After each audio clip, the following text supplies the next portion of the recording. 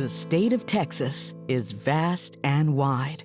Stetsons, longhorns, windmills, and wildflowers dot the landscape.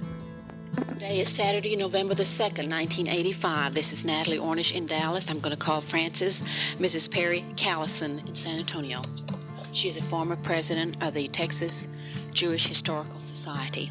Synagogues, Torahs, and menorahs, not so much.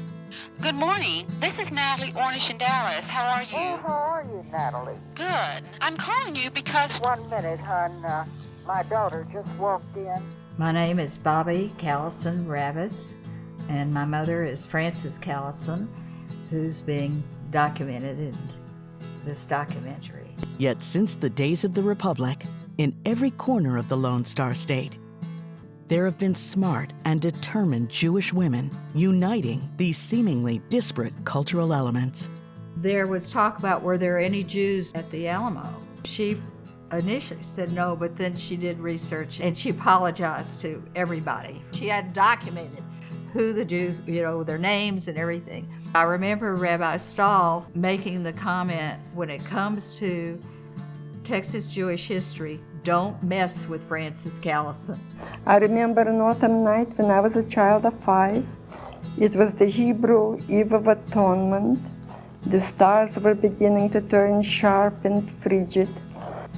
On such a night, the Cossacks liked to spread terror. My name is Randy Smith Hugh, granddaughter of Fania Kruger. She came to America when she was 15. She really spent her whole life writing poetry that she considered to be really important. And so did the world. Has anybody told you anything about Miss Gussie Oscar? No. Gussie Oscar was a force of nature.